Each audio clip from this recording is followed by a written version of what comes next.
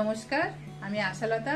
আজকে আমি আপনাদের খুবই সুস্বাদু, যেটা ভাত, রুটি, পরোটার সাথে দারুণ খেতে লাগে, আর বানানো মাত্র 5 মিনিট। তো চলুন দেখে নেওয়া যাক এই রেসিপিটা। তো বানিয়ে দেখাবো আমি পেঁয়াজ পোস্ত। তো এই শীতের সময় এই পেঁয়াজ পোস্তটা দারুণ লাগে, আর এইভাবে বানালে এর স্বাদটা কিন্তু দারুণ লাগে। তো আমি এখানে কিছু শুকনো লঙ্কা নিয়েছি, কিছু কাজু নিয়েছি, কাঁচা পাকা লঙ্কা আর পোস্ত। এটা আমি একসাথে মিক্সিতে বেটে নেব। আপনারা পারলে এটা শিলে বেটে নেবেন। তো যতটা পেঁয়াজ লাগে সেই মতন আপনারা পোস্তটা নেবেন। আমার এখানে 4-5টা পেঁয়াজ আছে, সরু সরু করে কেটে নিয়েছি, আর 3 চামচের মতন পোস্ত নিয়েছি, আর কাজু নিয়েছি, আর লঙ্কাটা আপনাদের স্বাদ মতন নেবেন। তো এটা বেটে নিয়েছি মিক্সিতে, দেখুন। তো এবারে কড়াইয়ের মধ্যে দিয়ে দিচ্ছি সর্ষের তেল, আর এই রান্নাটা কিন্তু সর্ষের তেলে দারুণ লাগে।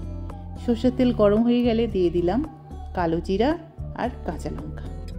এটা 10-15 সেকেন্ড আমি খালি একটু ভেজে নেব।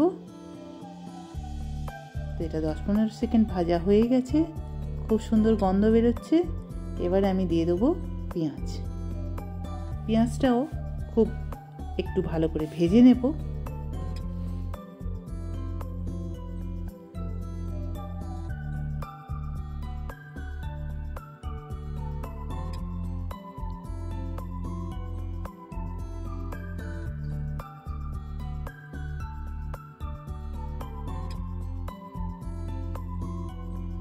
তো পেঁয়াজটা দেখুন 2-3 মিনিট ভেজে নিচ্ছি।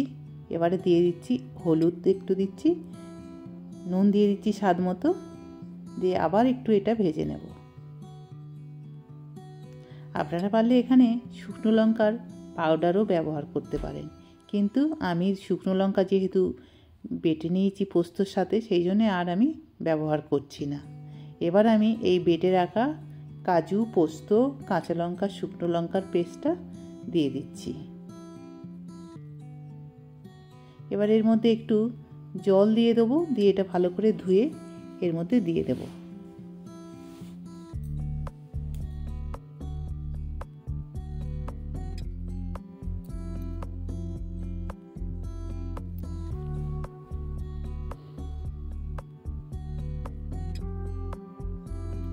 এবারে এটা ভালো করে কষে নিতে হবে যতক্ষণ না এর থেকে তেলটা ছাড়ছে। ব্যাস, হয়ে যাবে রান্না। কত কম সময়ের মধ্যে এই রান্নাটা হয়ে যায়, শুধু আপনারা দেখতে থাকুন। তো দেখুন তেল ছেড়ে দিয়েছে।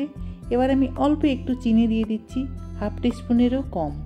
এটা আপনারা ব্যবহার করতে পারেন, নাও করতে পারেন, কিন্তু একটু দিয়ে দেখবেন, স্বাদটা কিন্তু অনেক বেশি ভালো হয়ে যায়। তো আমি একটু দিয়ে দিয়েছি অল্প একটু চিনি। তো একটু তেল ছেড়ে দিয়েছে।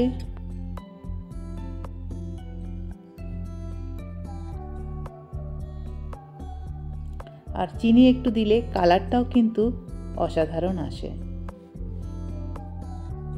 তো আমি আরও 1-1.5 মিনিট একটু কষে নিচ্ছি। তো এটা হয়ে গেছে, এবার আমি এটা নামিয়ে নেব।